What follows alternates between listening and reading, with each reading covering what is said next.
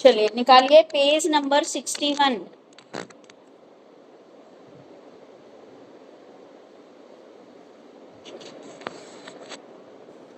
Page number 61 unit 3 start करेंगे आज हम। Learning, learner and teaching. अधिगम, अधिगमकर्ता और टीचिंग। लर्निंग, अधिगम यानी कि जो हम पढ़ रहे हैं वो क्या है, लर्निंग। लर्नर कौन है, आप लोग लर्नर हो। और टीचिंग, ठीक है, मैं जो पढ़ा रही हूँ वो क्या है, टीचिंग। तो सबसे पहला है कंसेप्ट आपका, इस यूनिट में आप क्या क्या पढ़ोगे मैं बता देती हूँ। यूनिट 3 आपकी 14 मार्क्स की है, ठीक है। 14 मार्क्स में एक तो लर्निंग का कंसेप्ट आएगा, लर्निंग क्या होती है, concept and nature.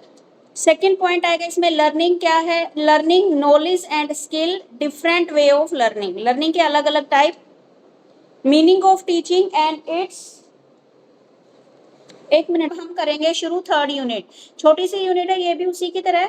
Learning, learner and teaching वाली 14 मार्क्स की है। एक लर्निंग का कंसेप्ट आएगा, एक different ways of learning, learning के सीखने के अलग अलग क्या क्या वेज हैं, क्या क्या तरीके हैं। फिर आएगा एक टॉपिक आपका टीचिंग के ऊपर, रिलेशनशिप क्या है लर्निंग का लर्नर के साथ और टीचिंग के साथ, ठीक है। एक टॉपिक आएगा सोशलाइजेशन, समाजीकरण वाला। फिर understanding influence and factor that shape learner identity. उसके बाद है learner in context, situation learning in psycho political and cultural context. ये वाले टॉपिक हम पढ़ेंगे। चलिए शुरू करते हैं। पेज नंबर है 61, निकाल लिया सभी ने? Yes ma'am. देखिए लर्निंग क्या होती है। लर्निंग, लर्निंग का मीनिंग होता है बेटा सीखना, और सीखना क्या है, एक कंटिन्यूअस चलने वाली प्रोसेस है। एक बच्चा जब माँ के गर्भ में आता है वहां से लेकर मृत्यु तक कुछ ना कुछ सीखता रहता है, ठीक है। तो उसको हम लर्निंग बोलते हैं, चाहे वह फॉर्मल वे में सीखे या इनफॉर्मल वे में सीखे, तो वो क्या है, हमारी लर्निंग है। यानी कि एक व्यक्ति जन्म से लेकर मृत्यु तक कुछ ना कुछ सीखता ही रहता है, चाहे वह स्कूल में सीखे, चाहे अपने घर वालों से सीखे। जैसे मान लीजिए आप घर पे खाना बनाना सीखते, तो ये भी क्या है, एक लर्निंग है, ठीक है। तो लर्निंग का मीनिंग होता है सीखना। बालक क्या है, अपने घर के माध्यम से भी सीखता है, अपने स्कूल के माध्यम से भी सीखता है, अपने अड़ोसियों पड़ोसियों से भी सीखता है। ये सारी चीजें किसके अंदर आती है, आपकी लर्निंग के अंदर आती है। लर्निंग में देखा जाए तो लर्निंग के द्वारा एक व्यक्ति के बिहेवियर में चेंज करना ही क्या कहलाता है, लर्निंग कहलाता है, ठीक है। यानी कि मान लीजिए आपको पहले कोई कंसेप्ट नहीं आता था, अब मैंने आपको वो कंसेप्ट समझा दिया, तो आपको वो कंसेप्ट समझ में आ गया, तो आपके बिहेवियर में क्या चेंज हुआ कि जो चीज आपको नहीं आती थी अब वो चीज आपको आने लगी है, तो दैट्स इज लर्निंग, ठीक है। और ये क्या है, लगातार चलती रहती है। आप जब तक आपकी डेथ नहीं हो जाए तब तक क्या है, सीखते ही रहते हैं हम लोग, ठीक है।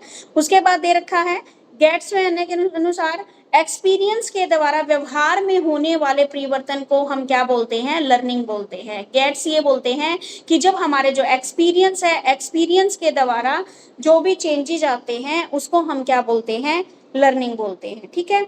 वुडवर्थ के अकॉर्डिंग किसी भी ऐसी क्रिया को जो व्यक्ति के विकास में सहायक होती है।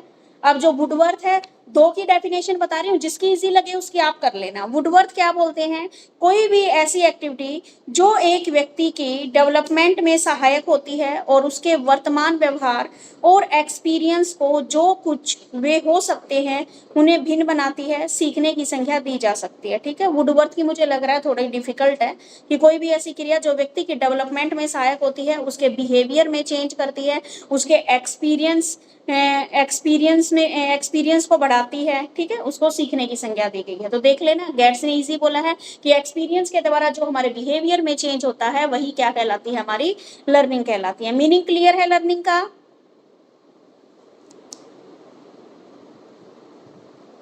Yes ma'am. चलिए आगे देखिए, नेचर ऑफ लर्निंग। लर्निंग की प्रकृति कैसी है। लर्निंग की जो क्रिया है वह चाहे आप बालक लगा लो चाहे बड़े व्यक्ति लगा लो, ठीक है, सबके व्यवहारिक और मानसिक क्रियाओं के अनेक पहलुओं को प्रभावित करती है। यानी कि सीखने की जो प्रोसेस होती है वो हमारे बिहेवियर और जो हमारी मेंटली जो एक्टिविटी है उनको भी सबको प्रभावित करती है। ये एक ऐसी प्रोसेस है जिसके अंतर्गत हम क्या करते हैं, एक्सपीरियंस लेते हैं या ट्रेनिंग के माध्यम से सीखते हैं और उसके द्वारा हमारे बिहेवियर में जो डिजायरेबल चेंजेज आते हैं, ठीक है। इंटरेस्ट सीखने का क्या होता है, केंद्रीय सेंट्रल तत्व होता है। जब आपका इंटरेस्ट होता है तो आप लर्निंग बड़ी जल्दी कर लेते हो, ठीक है। जब आपका इंटरेस्ट नहीं होता और जब आपको सिखाया जाता है तो आप सीख नहीं पाते हो, ठीक है। सीखने की मात्रा, गति और उसका स्तर सीखने वाले की सिचुएशन पर निर्भर करता है कि सीखना कितनी जल्दी सीखेगा कोई बच्चा, कितनी लेट सीखेगा, ये बच्चे की सिचुएशंस के ऊपर निर्भर करता है, ठीक है। सीखने की प्रोसेस किसी एक सिचुएशन में किसी एक प्रकार के ज्ञान तथा कौशल को अर्जित करने के साथ समाप्त नहीं हो जाती, यह लगातार चलती रहती है। एक परिस्थिति में जो सीखा जाता है उसे दूसरी परिस्थिति में भली भांति काम में लाया जाता है, और अगर सीखने में कुछ कमी रह जाए तो उसकी पूर्ति आगे होती रहती है, और सीखने की प्रक्रिया अनवरत रूप से जारी रहती है। सीखना व्यवहार में संशोधन और परिवर्तन लाता है। एक व्यक्ति जो भी सीखता है उसको एसिमिलेशन कर लेता है और अपनी प्रकृति और सीखने का देखो भाई, इतनी गहराई से नहीं पढ़ना। नेचर ऑफ लर्निंग, लर्निंग क्या है, जब भी हम सीखते हैं तो हमारे बिहेवियर को और जो हमारी मेंटली जो होती है उसको प्रभावित करते हैं, उसको इफेक्टिव करती है। क्योंकि देखो जब भी कोई चीज सीखते हैं तो हम क्या है उस चीज में लग जाते हैं तो हमारी मेंटली प्रोसेस भी हो रही है, हमारी बिहेवियर में भी कुछ चेंज आ रहा है। देखो बिहेवियर में क्या चेंज आ रहा है, पहले तो आप पूरा दिन बाहर घूमते फिरते थे, अब आप पढ़ने लग गए हो तो मम्मी पापा को भी आपके बिहेवियर में चेंज लग रहा है कि हाँ बेटा है या बेटी है जो क्या है बैठ के पढ़ रही है, आवारा नहीं घूम रहे और ना ही फोन देख रहे हैं, ठीक है। तो आपके बिहेवियर में भी चेंज आया और आपकी मेंटली प्रोसेस भी हो रही है, आपकी डेवलपमेंट भी हो रही है। मेन बात यह है कि लर्निंग आपके इंटरेस्ट के ऊपर निर्भर करती है, ठीक है। अगर आपका इंटरेस्ट है तो एक टॉपिक को आप 10 मिनट में समझ सकते हो, अगर आपका इंटरेस्ट नहीं है तो उस टॉपिक को चाहे आप 2 घंटे लेके बैठ जाओ आप नहीं समझोगे। क्यों? क्योंकि आपका इंटरेस्ट नहीं है। तो यहाँ पर सीखने के लिए इंटरेस्ट आपका सेंट्रल पॉइंट होता है, ठीक है। और बच्चे का क्या है, सीखने की जो गति, हाँ ये हो सकता है कि बच्चे की जो सीखने की गति होती है किसी की तेज होती है और किसी की कम होती है, यानी कि कोई बच्चा तो जल्दी सीख लेता है और कोई बच्चा धीरे धीरे सीख पाता है, ठीक है। हाँ तो लर्निंग की जो आपकी गति है वो कम हो सकती है, कम ज्यादा हो सकती है, ठीक है। तो ये थी क्या थी आपकी लर्निंग की नेचर्स। सीखने की क्रिया ह्यूमन बिहेवियर को प्रभावित करती है, इसका एरिया क्या है, बहुत वाइड है। सीखने की प्रक्रिया के दौरान होने वाले चेंजेस प्रक्रिया प्रशिक्षण अथवा अनुभव के फलस्वरूप प्राप्त होते हैं, ठीक है भाई। आगे बात समझ में, nature of learning, mentally development होता है नेचर में, बिहेवियर, हाँ जी एक बार मैं पॉइंट्स में बता दूं, पॉइंट्स में बता देती हूँ। बिहेवियर में चेंज होता है, मेंटली प्रोसेस होती है, मेंटली डेवलपमेंट होती है, ठीक है। इसका एरिया वाइड है, आप कहीं से भी कुछ भी सीख सकते हो, ठीक है। उसके बाद और क्या है, जो सीखने की गति है वो सबकी अलग अलग हो सकती है, कोई जल्दी सीख सकता है कोई लेट सीख सकता है। एक इंटरेस्ट इसमें मेन पॉइंट होता है, ठीक है, आपकी रुचि होना। अगर आपका इंटरेस्ट है तो आप चीजों को जल्दी सीखोगे, इंटरेस्ट नहीं है तो उसी चीज में आप दुगना टाइम लगा दोगे, ठीक है। तो ये है इसकी नेचर। और जो आप सीखते हो उसको आप एसिमिलेशन करते हो, एसिमिलेशन का मतलब उस चीज को आप अपने ऊपर लागू करते हो, धारण कर लेते हो कि हाँ ये चीज मुझे अब आ गई है, अब ये अगर आगे का कोई काम है तो वो इसी तरीके से आगे होएगा, ठीक है। समझ में आ गया इतना?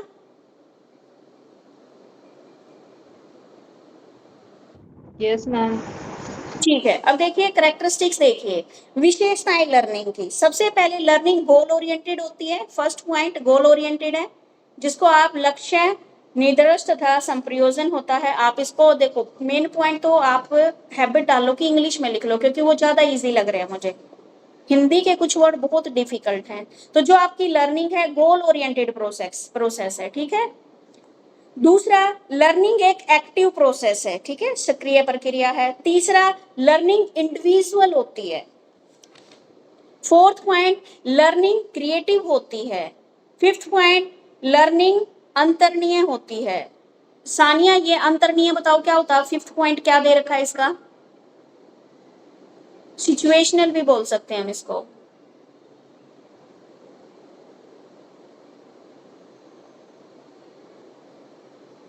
सानिया एक बार फिफ्थ पॉइंट बताना बेटे।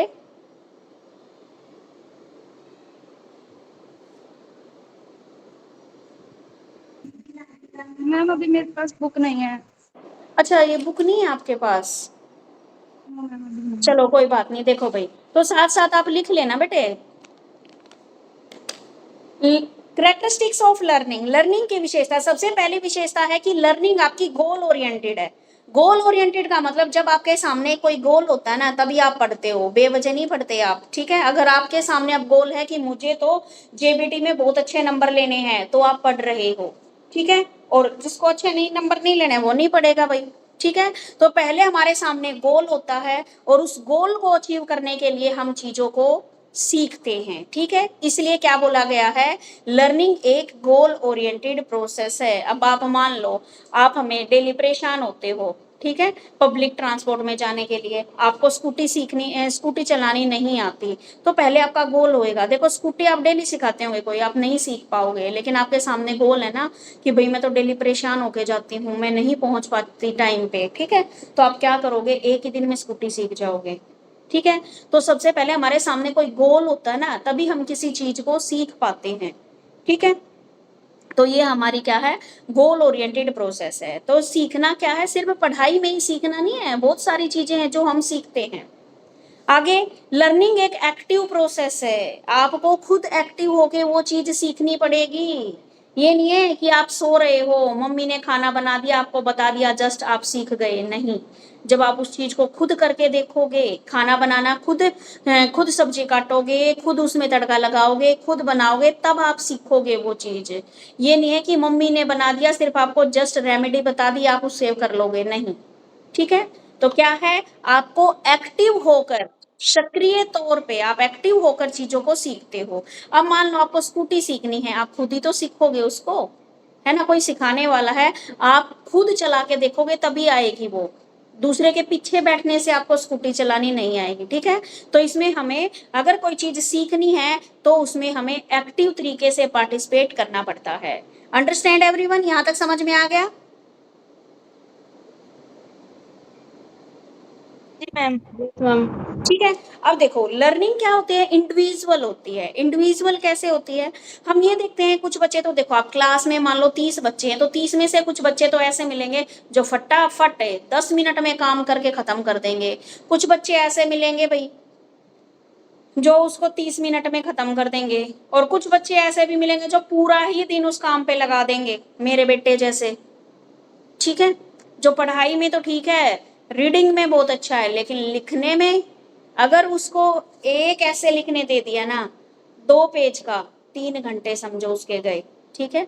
तो सीखने की जो स्पीड है, यहाँ पे तो लिखने वाली बात आई थी, सॉरी लिखना इसमें नहीं आएगा, सीखने की जो स्पीड है सब बच्चों की अलग अलग होती है, ठीक है। कोई धीरे धीरे सीखता है, कोई एकदम में सीख जाता है। अब देखो मैं आपकी क्लास में समझाती हूँ, कुछ बच्चे तो ऐसे हैं कि जो एक बार में ही समझ में आ जाता है, कई बच्चे ऐसे होते हैं हमारी क्लास में जिसको 2 बार समझाने से आता है, ठीक है। तो सबकी जो सीखने की जो है, सीखना क्या सबका व्यक्तिगत है, ठीक है। कोई जल्दी सीख लेता है, कोई थोड़ा धीरे सीखता है, और प्रत्येक की अपनी अपनी क्या होती है, कुछ समस्याएं होती हैं, कुछ नीड्स होती हैं, कुछ गोल्स होते हैं, इंटरेस्ट होता है, ठीक है। यानी कि बच्चे की सीखने के लिए या तो हो सकता है कि कोई समस्या आ गई हो, वह नहीं सीख पाया हो, कोई आवश्यकता, कोई लक्ष्य, आकांक्षा, रुचि, या फिर क्या है उसने घर वालों ने जबरदस्ती एडमिशन करा दिया हो तब भी बच्चा नहीं सीख पाता, ठीक है। तो लर्निंग क्या है हमारी, इंडिविजुअल होती है। आगे, लर्निंग हमारी क्या होती है, क्रिएटिव होती है। हाँ जी, लर्निंग क्या है हमारी, खाली एक्सपीरियंस ही नहीं देती हमें, बल्कि हमें क्रिएटिव भी बनाती है। जब आप कुछ चीज सीखते हो ना तो उसमें कुछ क्रिएटिव भी ऐड कर सकते हो। मान लो आप खाना बनाना ही सीख गए, आपकी मम्मी ने आपको जो स्टाइल बताया था वो आप सीख गए, लेकिन आप भी तो नए नए एक्सपेरिमेंट करके देखते हो, ठीक है। तो वो जो नए एक्सपेरिमेंट करके देखते हो आप किसी चीज को बनाने के लिए, वही क्या है आपकी क्रिएटिविटी है, ठीक है। तो लर्निंग क्या है, एक क्रिएटिविटी भी है हमारी। आगे, लर्निंग अंतर्निय होता है, यह एक सिचुएशन के साथ परस्पर क्रिया करके प्राप्त किया गया ज्ञान सार्थक रूप से किसी अन्य नई सिचुएशन के साथ कार्य करने में प्रयुक्त किया जाता है। तो हम कहते हैं कि लर्निंग का अंतरण तथा अधिगमांतरण हुआ है। ध्यान रहे कि अंतरण मात्र उसी अवस्था में संभव है जबकि दोनों परिस्थितियों में परस्पर संदर्भ, सारूप्यता, प्रविधि, सारूप्यता और अभिवृत्ति और आदर्शों की, अरे बड़ी बड़ी डिफिकल्ट लैंग्वेज लिख दी इसने तो। देखो भाई, लर्निंग क्या है आपका, अंतरणीय होता है, डिफरेंस होता है। जब आप एक सिचुएशन के अकॉर्डिंग कोई भी चीज सीख रहे हो या किसी अन्य नई सिचुएशन के साथ कार्य में प्रयुक्त किया जाता है तो हम कह सकते हैं कि जो आपका लर्निंग है यहाँ पर अंतरणीय का मतलब है ट्रांसफरेबल है, लर्निंग क्या है आपकी, ट्रांसफरेबल है। ट्रांसफरेबल कैसे है, आपने साइकिल सीखी हुई चीज कहाँ पे काम आ गई आपकी, स्कूटी चलाने में काम आ गई। यानी कि आज जो ज्ञान आप सीख रहे हो ये कहीं ना कहीं प्रैक्टिकल तौर पे आपको कहीं ना कहीं काम आएगा, तो उसी को बोलते हैं कि लर्निंग ट्रांसफरेबल है। और ट्रांसफरेबल भी क्या होती है, 3 टाइप की होती है, zero transfer, positive transfer, negative transfer. ठीक है, पॉजिटिव ट्रांसफर में यानी कि एक चीज सीखी हुई आपको वहां पर काम आ जाती है, जैसे साइकिल सीखी हुई स्कूटी सीखने में आपकी हेल्प करती है। जीरो का जो जहां पर आपकी क्या है, कोई हेल्प नहीं होती। मान लो स्कूटी सीखना और सब्जी बनाना क्या एक जैसे काम है, नहीं, वो भी सीखी है वो भी सीखी है, जीरो, यानी कि यहाँ पर नॉलेज कहीं काम नहीं आई स्कूटी सीखी हुई। और नेगेटिव में क्या है, जिसके सीखने का दूसरी चीज पर क्या पड़ता है, इफेक्ट पड़ता है, तो वो नेगेटिव हो जाती है। ठीक है, जैसे मान लो आपने स्टेनो वाला सीखा, हिंदी वाली टाइपिंग सीखी तो आपका हाथ हिंदी वाली पे जम गया। जब आप इंग्लिश वाली करते हो ना तो आपको डिफिकल्टी महसूस होती है, ठीक है, वो वाली। तो इस प्रकार लर्निंग ट्रांसफरेबल है। समझ में आ गया? ये जो मैंने बताया ना, zero transfer, negative transfer, positive transfer, ये आपका सीटेट का टॉपिक है, आपकी बुक का टॉपिक नहीं है, क्योंकि आपका बुक में इतना डिटेल नहीं है आपका। समझ में आ गया? Yes ma'am. ठीक है, अब देखो अगला topic, learning knowledge and skill, different ways of learning, यानी कि सीखने के अलग अलग तरीके अब यहाँ पर हम सीखेंगे। ठीक है, या मेथड ऑफ लर्निंग भी आप इसको बोल सकते हो। ठीक है, लर्निंग मेथड, लर्निंग के क्या है, बहुत सारे मेथड हम यहाँ पे पढ़ेंगे। सबसे पहला मेथड है संपूर्ण व अंश विधि, कंप्लीट या पार्शली मेथड। ठीक है, या तो कंप्लीट आप पूरा टॉपिक पढ़ रहे हो या फिर आप पार्ट में तोड़ तोड़ के पढ़ रहे हो, एक ये है आपकी। दूसरा है आपका एक्टिव और पैसिव मेथड, एक्टिव और पैसिव मेथड। तीसरा है आपका मिक्स्ड मेथड। फोर्थ है आपका जांच पड़ताल मेथड। जांच पड़ताल को अब इंग्लिश में क्या बोलेंगे, क्या बोलेंगे भाई, इंक्वायरी मेथड बोल सकते हैं। ठीक है, उसके बाद है पार्शली प्रोग्रेसिव मेथड।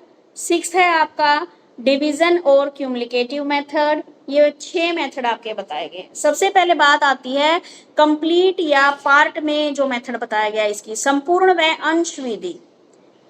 इसमें बच्चा पूर्ण तौर पर सीखता है, बार बार अभ्यास करने पर उसमें एफिशिएंसी प्राप्त हो जाती है, जबकि अंश विधि में बच्चा छोटे छोटे अंशों में सीखता है। जब उसे एक अंश अच्छी तरह याद हो जाता है। क्या हो गया बेटे, आवाज ब्रेक हो रही है मेरी?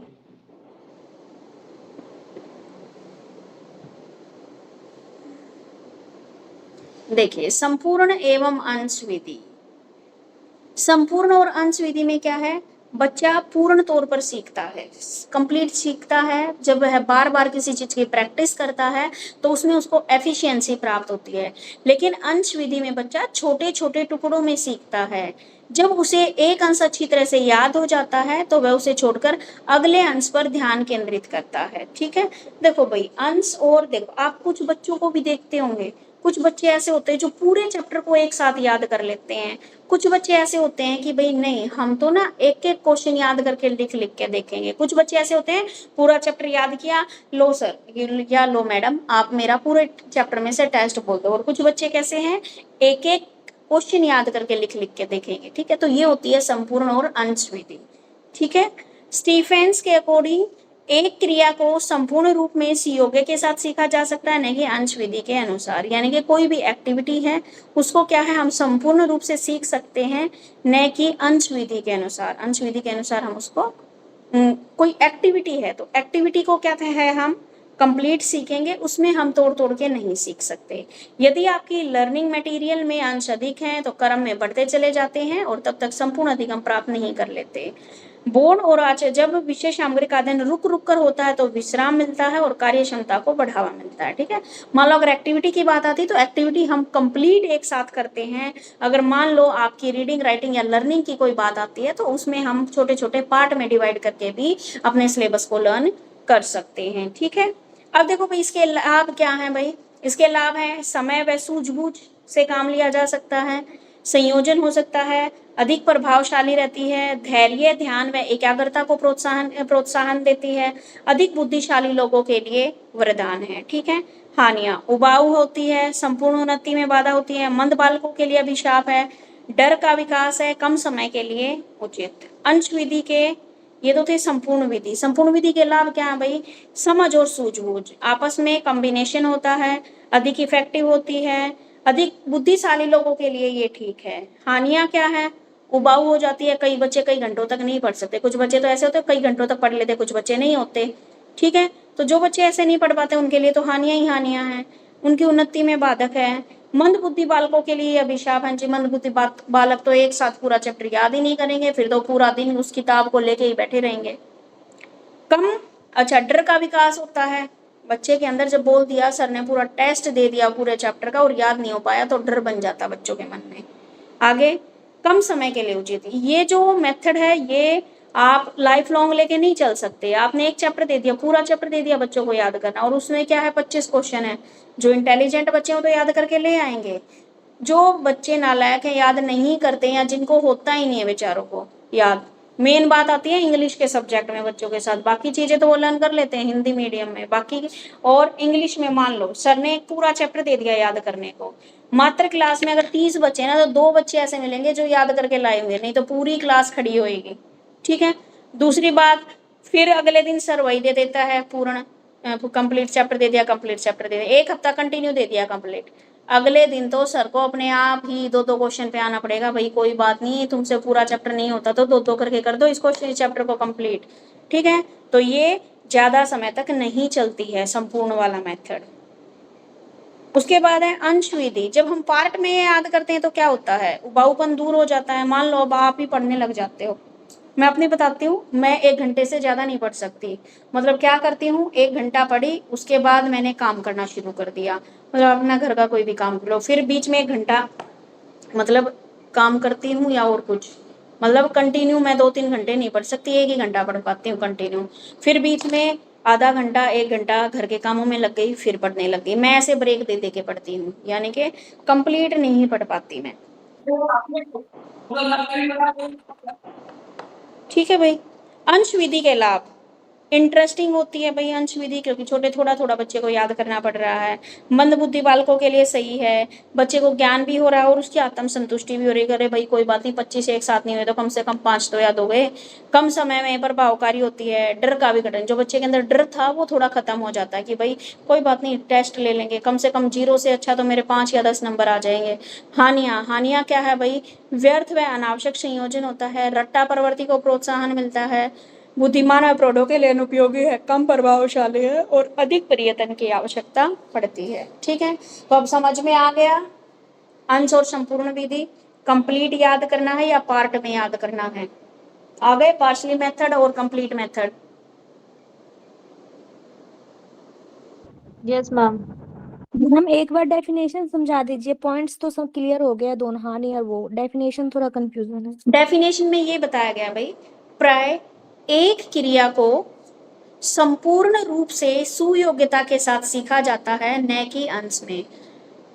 इस ये दे रखी है डेफिनेशन। तो संपूर्ण विधि के अनुसार बच्चा पूर्ण तौर पर सीखता है, यानी कि जो आपकी कंप्लीट मेथड है, कंप्लीट मेथड में बच्चा कंप्लीट एक चैप्टर एक बार में सीखता है, वह बार बार प्रैक्टिस करता है और उसमें एफिशिएंट बन जाता है, ठीक है। स्टीफेंस ये बोलते हैं कि जो एक एक्टिविटी होती है, कोई भी एक क्रिया को आप संपूर्ण योग में ही सीख सकते हो उसको पार्शली। मान लो कोई एक्टिविटी करानी है मुझे क्लास में, तो एक्टिविटी तो भाई करानी है तो 1-2 घंटे का जो टाइम है वो एक साथ ही करवाई जाएगी, ठीक है। तो उसको हम पार्ट में नहीं कर सकते, बस ये बात बोली है उसने कंप्लीट के लिए। और पार्ट के लिए क्या बोली है कि अंश विधि में बच्चा छोटे छोटे अंशों में सीखता है, उसको अंश विधि बोलते हैं।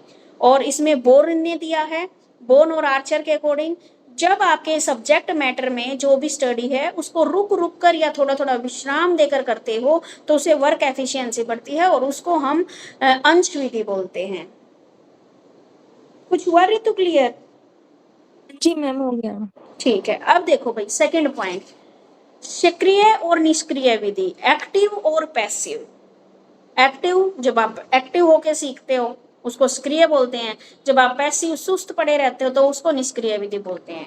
सक्रिय विधि में, एक्टिव मेथड में लर्नर बोल बोल कर सीखता है, निष्क्रिय विधि में अधिगम करता बोल बोल कर नहीं अपितु मन मन में पढ़कर सीखता है। इसका मतलब तो भाई मैं तो एक्टिव लर्नर हूँ, मैं तो बोल बोल के पढ़ती हूँ आज भी। गेट्स के शब्दों में जब बाह्य वातावरण में ध्यान को विचलित करने वाले कारक विद्यमान होते हैं तो उस समय सक्रिय विधि अधिक उपयोगी होती है। मान लो अगर आपका इन्वायरमेंट ऐसा है जो आपका मन भटका रहा है, कहीं से कुछ आवाज आ रही है, तो ऐसे में आपको बोल बोल के पढ़ना चाहिए, वो उपयोगी है। जब अधिगम सामग्री कठिन होती है, तब अधिक ध्यान की आवश्यकता होती है, तब सक्रिय विधि न प्रयोग करके निष्क्रिय विधि प्रयोग की जाती है। ठीक है, तो निष्क्रिय विधि से अधिगम अधिक लंबे समय तक चलता है और जल्दी याद होता है, जबकि सक्रिय में रट्टा प्रवृत्ति को बढ़ावा मिलता है और लर्निंग कम समय तक याद रहती है। इसका मतलब तो हम रट्टे मारते हैं भाई। तुम लोग बताओ तुम कैसे पढ़ते हो, एक्टिव तरीके से या पैसिव तरीके से?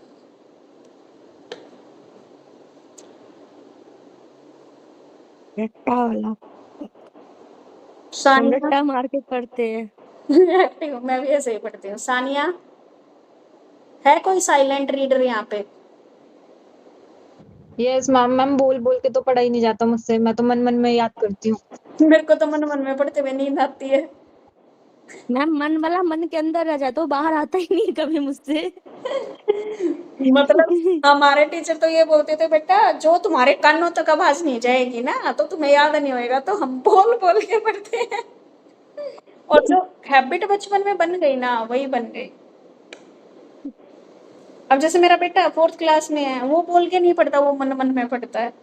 मुझे बेटा तू कुछ पढ़ भी रहा है नहीं पढ़ रहा? तो समझ में आ गया एक्टिव और पैसिव मेथड में? Yes ma'am. इसको तो जी बताने की मैम। जरूरत नहीं है, सारे ही बच्चे करते हैं, कोई एक्टिव मेथड यूज कर रहा होगा, कोई पैसिव। नेहा तुम कैसे पढ़ती हो या पढ़ती ही नहीं? मैं मन में ही पढ़ती हूँ मैम, मेरे से नहीं, मेरे को लगता है कि मैं चिल्ला के पढ़ूंगी तो मेरे को ही डिस्टर्ब होगा। अच्छा। सानिया भाई तेरी वोट किस साइड है, एक्टिव या पैसिव? मैम मैं तो बोल बोल के पढ़ती हूँ, मन मन में पढ़ती हूँ तो मन कहीं और चला जाता है। मेरे साथ भी यही होता है। इसीलिए मैं बोल बोल के पढ़ती हूँ, ताकि वो पढ़ती रहूंगी ना तो फिर ठीक रहता है। मम्मी भी यही बोलती हैं बोल बोल के पढ़ो, ताकि पता भी चले कि तुम कुछ पढ़ रहे हो, क्योंकि उन्हें पता है कि हम मन मन में कहाँ पहुंच जाएंगे, कुछ पता नहीं। मेरे साथ भी यही होता है, मन मन में तो मैं पढ़ती कम हूँ और सोचने ज्यादा लग जाती हूँ।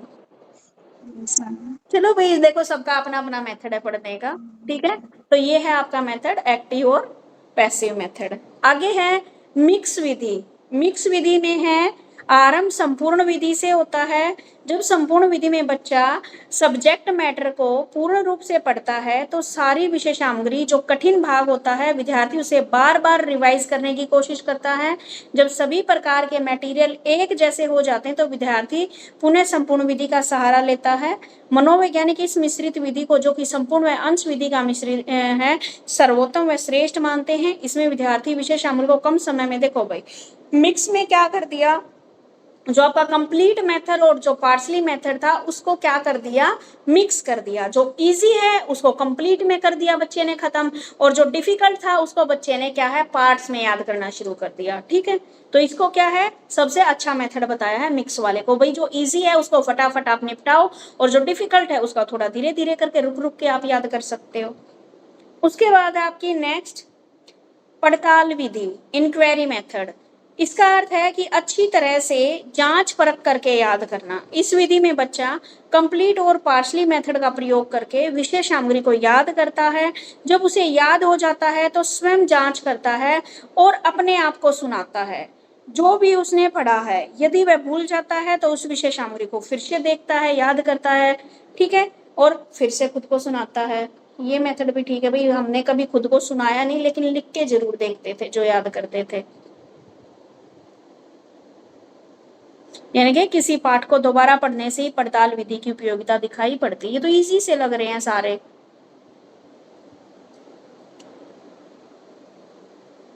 इसके गुण और दोष पढ़ लेना भाई। गुण और दोष देखो क्या क्या है।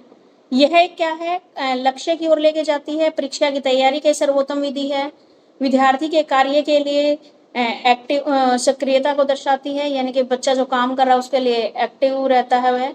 पड़ताल विधि विद्यार्थी के दृष्टिकोण, ज्ञान, सूझबूझ व आत्म संतुष्टि का अर्थ प्रदान करती है। विद्यार्थी की गलतियों को बार बार ठीक करके उसमें संशोधन करते शुद्धता प्रदान करती है। विद्यार्थी को उबाऊपन नहीं होता, जब विद्यार्थी स्वयं जांच पड़ताल करता है तो वह थकता नहीं है।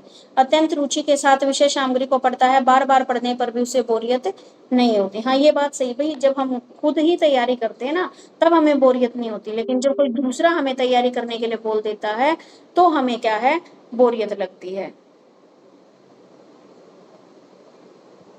उसके बाद है हमारा हे भगवान,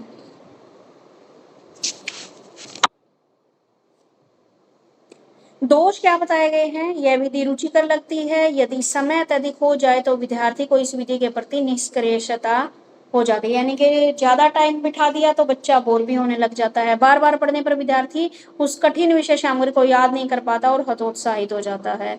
पड़ताल विधि त्रुटिपूर्ण विधि है। जांच पड़ताल विधि से याद करने के लिए व्यक्ति को अधिकतम समय चाहिए।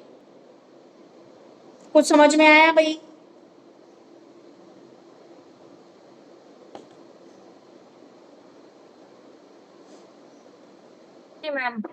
मैम 2-3 पॉइंट तो इसके क्या नाम है, पॉजिटिव समझ आ गए और नेगेटिव में भी 2-3 ही आ गए मैम। बहुत है इतना तो काफी होगा मैम। हाँ, बहुत है, क्योंकि कोई एक स्पेशल एक मेथड नहीं आएगा, पूरा क्वेश्चन बन के आएगा डिफरेंट वेज ऑफ लर्निंग, कि लर्निंग के अलग अलग तरीके बताइए, तो उसमें ये चारों पांचों ही लिखने हैं आपको और 8 नंबर के अकॉर्डिंग आपको लिखना है।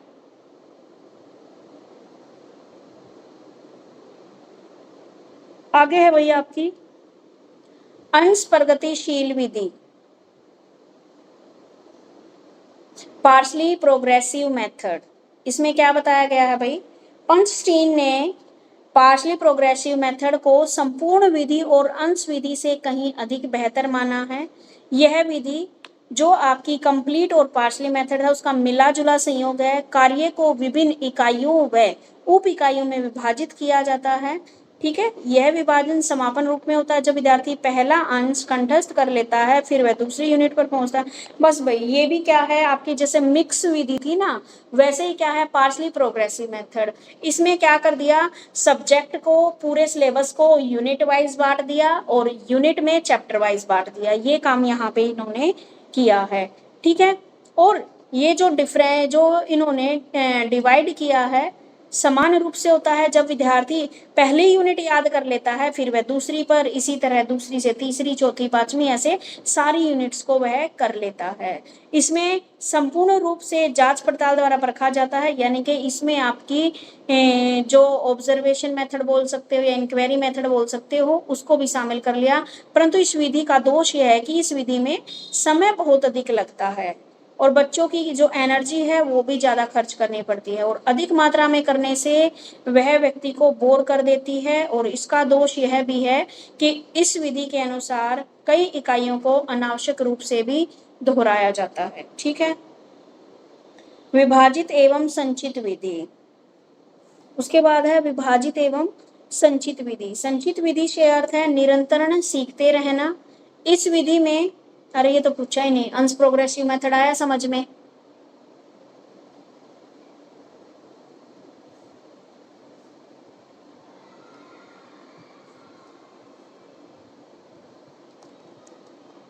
बताओ।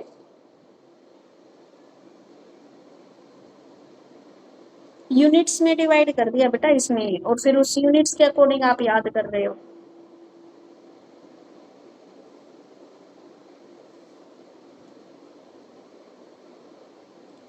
आरती अब ये 6th वाला पढ़ बेटा एक बार।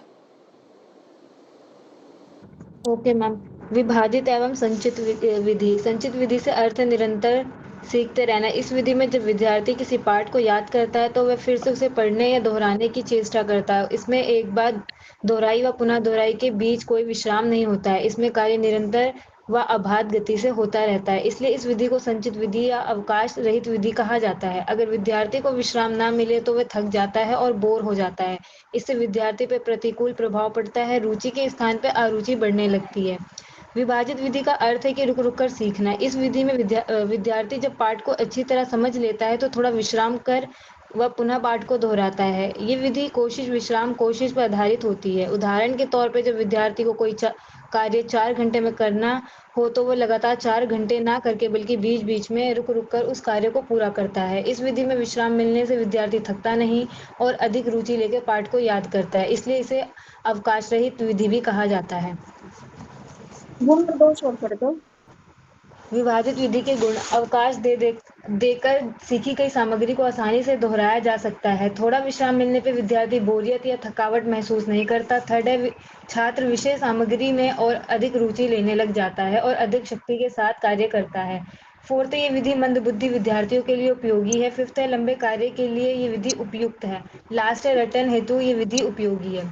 विभाजित विधि के दोष इसमें समय अधिक लगता है। मानसिक विकास हेतु ये विधि एक बाधा है। केवल मंद बुद्धि बालकों के लिए ही उपयुक्त है। कुशाग्र बुद्धि विद्यार्थियों के लिए उपयुक्त नहीं।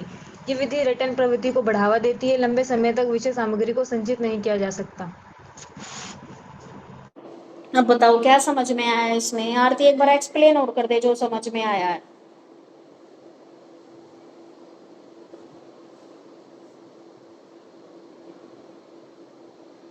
मैम इसमें तो मेरे को ये समझ में आया कि विभाजित मतलब डिवाइड कर दिया उसने और संचित फिर उसको बाद में एक साथ ही सारा याद कर लिया। जैसे कि कोई टॉपिक उसको दिया है तो उसने पहले थोड़ा-थोड़ा करके याद किया और फिर लास्ट में सारा ही याद कर लिया उसको एक साथ।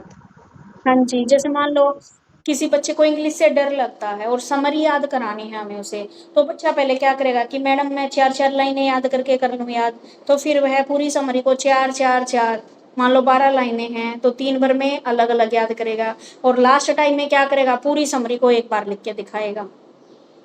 यही वाला मेथड है ना ये? Yes ma'am.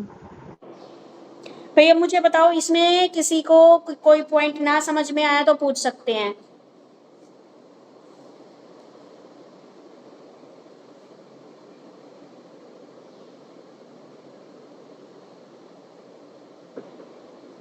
सानिया, नेहा, रितु बताओ बेटे। डिफरेंट वेज ऑफ लर्निंग में कोई भी टॉपिक ना समझ में आया तो दोबारा पूछ सकते हो।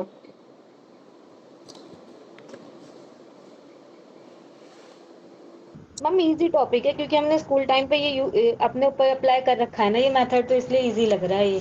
हाँ जी।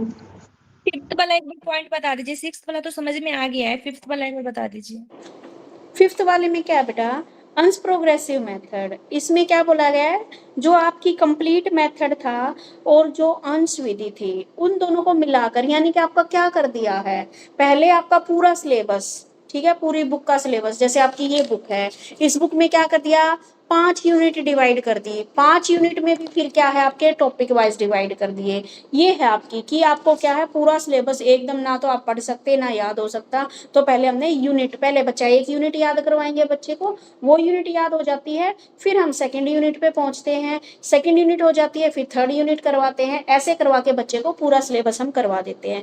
हम भी तो पढ़ाते हुए ऐसे ही करते हैं, पहले फर्स्ट यूनिट उठाई, ये तो है नहीं कि पहले फर्स्ट यूनिट का एक क्वेश्चन ले लिया फिर मैं फिफ्थ वाले में पहुंच गई उसका ले लिया, नहीं, पहले एक यूनिट उठाई तो उसी को कंप्लीट करते हैं। तो ये वाला मेथड है ये। और फिर बच्चा साथ साथ में कैसे किया जाता है, इसमें भी बच्चे का टेस्ट भी लिया जाता है साथ साथ। बच्चा जैसे फर्स्ट यूनिट में मान लो फर्स्ट चैप्टर कर रहा है तो वो याद करने के बाद फिर टेस्ट देके ये देखा जाता है कि बच्चे को आ गया है या नहीं आ गया।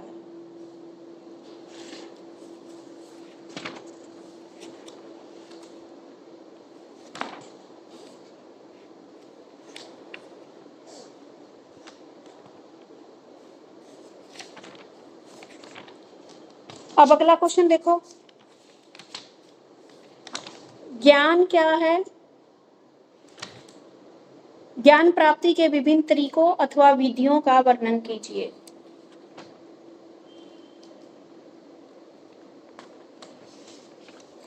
एक बार पीछे आ जाओ, कौन कौन से हो गए क्वेश्चन। एक बार शॉर्ट क्वेश्चन आंसर पे आ जाओ।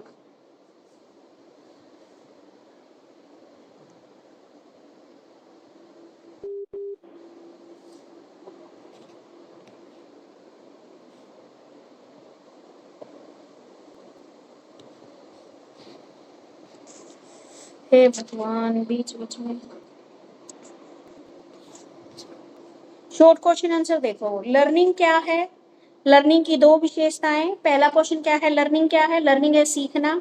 सेकंड में है लर्निंग के किन्हीं दो विशेषताओं को लिखिए। थर्ड है लर्निंग के विभिन्न विधियों का उल्लेख कीजिए। तीन ही क्वेश्चन हो पाएंगे।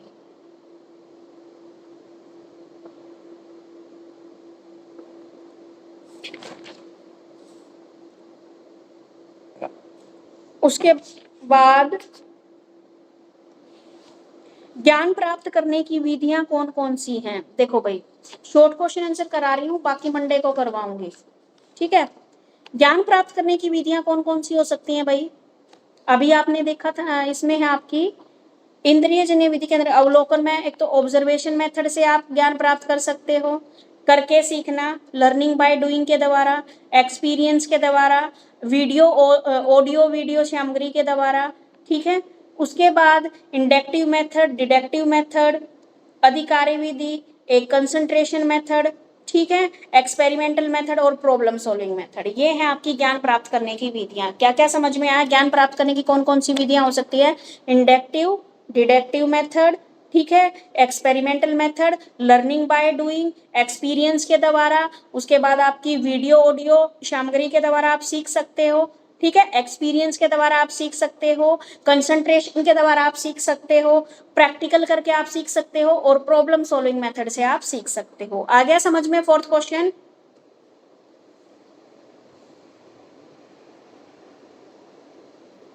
Yes ma'am. आगे Yes, भी ma'am. मैं आगे देखो, इसके मैं 4-5 करा देती हूँ। आगमन विधि, इंडक्टिव मेथड क्या होता है? इंडक्टिव मेथड में नॉलेज कुछ विशेष व्यक्तियों या उदाहरणों से आरंभ होती है और कुछ निश्चित निष्कर्षों पर पहुंचने का प्रयत्न किया जाता है और सामान्यीकरण। इंडक्टिव मेथड में क्या है, पहले मैं आपको एग्जाम्पल दूंगी, एग्जाम्पल समझाऊंगी और एग्जाम्पल के बाद आपको टॉपिक समझाऊंगी ताकि आप लोग उसको आसानी से समझ सको। ये होता है इंडक्टिव मेथड। और डिडक्टिव मेथड क्या होता है, पहले आपको टॉपिक पढ़ाया जाता है और उसके बाद उससे रिलेटेड एग्जाम्पल दिए जाते हैं, वो होता है डिडक्टिव मेथड। इंडक्टिव और डिडक्टिव मेथड का सीटेट में क्वेश्चन पक्का बनता है, ठीक है। मतलब इसमें क्वेश्चन इस तरीके से बनता है, उदाहरण से लेकर जो आपका उदाहरण से शुरू करके और विषय पर समाप्त करना, कौन सा मेथड है ये? Ma'am inductive. हाँ जी। और डिडक्टिव क्या है कि आप विषय वस्तु से शुरू होते हो और उदाहरण पे जाके खत्म करते हो, तो वो होता है आपका डिडक्टिव मेथड, जिसको आप निगमन विधि बोलते हो। यहां तक समझ में आ गया?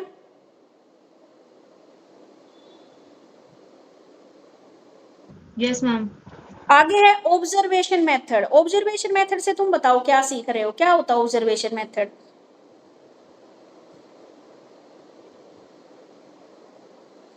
ऑब्जर्व का मतलब देखना है ना? यस मैम, ऑब्जर्व करके सीखना। जैसे कि मैम साइंस के टाइम पे हमारे स्कूल में जब एक्सपेरिमेंट वगैरह होते थे तो टीचर्स करते थे, उसको देख के फिर हम सीखते थे और फिर हम करते थे। हाँ जी, ठीक है। ऑब्जर्वेशन मेथड भी इजी है, पढ़ लोगे। आगे लर्निंग बाय डूइंग, करके सीखना।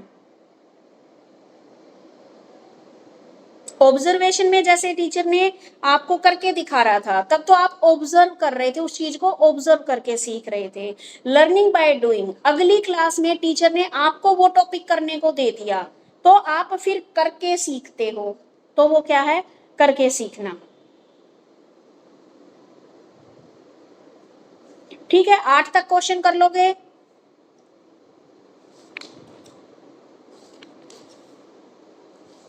आ गए सबको समझ में? Yes ma'am. चलो, और एक क्वेश्चन ये करके लाना है आपको, आपके पेज नंबर 67 पे है। एक अच्छे टीचर के क्या क्या गुण होने चाहिए? तुम भी टीचर बनने वाले हो, है ना? तो तुमको देख के भी बच्चे सीखेंगे। तो एक अच्छे टीचर में क्या क्या गुण होने चाहिए? एक तो अपने कार्य के प्रति उत्साही होना चाहिए। दूसरा, धैर्यवान और सहनशील होना चाहिए। उसकी वेशभूषा क्या है, सादी होनी चाहिए। ठीक है, अब आप स्कूल में जाते हो, अब जैसे आप देखते हो ऑलमोस्ट टीचर या तो सूट पहने मिलेंगी या फिर साड़ी पहने मिलेंगी। ठीक है, अब तो ऐसा कल्चर कर दिया है कि वो जीन्स और वो भी, लेकिन क्या है, फुल ड्रेस मिलेगी उनकी। ठीक है, आपने ये तो कभी नहीं देखा ना कि मॉडल्स की तरह वो क्या है, छोटी सी निक्कर पहन के और ऊपर छोटा सा पहन के चली गई, नहीं जाते ना। तो उनकी वेशभूषा हमेशा सादी होनी चाहिए। भाषा क्या है, कोमल होनी चाहिए और इफेक्टिव होनी चाहिए। उनके अंदर क्या है, सेल्फ कॉन्फिडेंस होना चाहिए, ठीक है, यानी कि पढ़ाने का सेल्फ कॉन्फिडेंस होना चाहिए। उत्तम चरित्र वाला होना चाहिए, क्योंकि जैसा टीचर का कैरेक्टर होगा बच्चे भी वैसा ही सीखेंगे। आगे, टीचर को किसी प्रकार का पक्षपात नहीं करना चाहिए, ये बात बिल्कुल सही है भाई, ठीक है, चाहे किसी के साथ दुश्मनी हो, हमें बच्चे के साथ कुछ भेदभाव नहीं करना है। शिक्षक में प्रेम और सहानुभूति होनी चाहिए। टीचर को विषय में पारंगत होना चाहिए, यानी कि जो सब्जेक्ट वो पढ़ा रहा है उसको वो अच्छे से आता हो। अच्छे टीचर को अपने देश, समाज और राष्ट्र की सांस्कृतिक व सामाजिक परंपराओं से परिचित होना चाहिए। अच्छे टीचर को शिक्षण के सिद्धांतों का ज्ञान होना चाहिए, यानी कि टीचिंग के कौन कौन से मेथड हैं उनका ज्ञान उसको होना चाहिए। अच्छे टीचर के अंदर लीडरशिप के गुण भी होने चाहिए। अच्छे टीचर का क्लास में कंट्रोल रखने की क्षमता होनी चाहिए। अच्छे टीचर का व्यक्तित्व गंभीर व दूरदर्शी होना चाहिए। और अच्छे टीचर को क्या है, प्रत्यानुमति होनी चाहिए। ये क्या वर्ड है भाई, इसको सर्च करके बताना पड़ेगा भाई, ये शुद्ध हिंदी में दे रखा है, ठीक है भाई, ये वाला क्वेश्चन करके लाना है, कर लाओगे?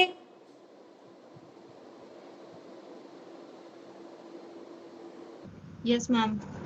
बाकी बच्चों को समझ में आ गया? Ritu, Sania, Neha, yes ma'am. ठीक है। तो आज जितना टॉपिक करवाया है वो करके ले आना। नॉलेज क्या है, नॉलेज वाला फिर मंडे को करवाऊंगी, उसमें ही आ जाएंगे आपके, नॉलेज के अंदर ही आ जाएंगे। बल्कि देखो नॉलेज में ही दे रखे हैं ये सारे, जो है ना आपका एक्सपीरियंस के जरिए, inductive method, deductive method, problem solving method, ये ऑब्जर्वेशन मेथड, चलो देख ही लो एक बार। नॉलेज क्या होती है? नॉलेज मनुष्य का एक इंटरनल थ्रेट होती है, एक इंटरनल गुण होता है जो मनुष्य के बारे में ये बताता है कि उसको उस बात के बारे में कितनी जानकारी है, ठीक है। नॉलेज का मतलब, मान लो मैं तुमसे कुछ पूछती हूँ तो मैं ये चेक करना चाहती हूँ कि तुम्हें उस चीज के बारे में कितनी जानकारी है, वही आपका क्या कहलाएगी, नॉलेज कहलाएगी। यहाँ पर प्रोफेसर रिशेल है, वो बोलते हैं नॉलेज वह है जो मनुष्य के मन को प्रकाशित करता है, ठीक है। विलियम जेम्स बोलते हैं ज्ञान व्यवहारिक प्राप्ति और सफलता का दूसरा साधन है। बिल्कुल सही बात है भाई, ज्ञान क्या है, हमारे प्रैक्टिकल लाइफ में भी काम आता है, और दूसरी बात हमारी सक्सेस में भी हमारे काम आता है, ठीक है। हमारी सक्सेस भी क्या, हमारी नॉलेज के ऊपर ही बेस्ड है। उसके बाद नॉलेज को, method of acquiring knowledge, knowledge किस प्रकार आप प्राप्त कर सकते हो। एक तो अपील टू ट्रेडिशन, प्रभावित व्यक्ति से ज्ञान। दूसरा, एक्सपीरियंस के द्वारा आप सीख सकते हो। तीसरा, ऑब्जर्वेशन मेथड। चौथा है आपका अपील टू सेंस, इंद्रियों से। पांचवा है आपका इंडक्टिव एंड डिडक्टिव। सिक्स है आपका प्रॉब्लम सॉल्विंग मेथड। और उसके बाद है कंसंट्रेशन और मेडिटेशन वाला मेथड, ठीक है। तो ये पढ़ के आना आपको खुद से, आ जाओगे पढ़ के?